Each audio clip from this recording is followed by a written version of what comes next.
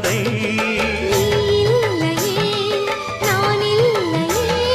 நீரில்லையே வேறில்லையே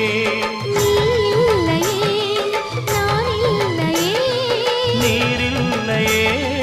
வேறில்லையே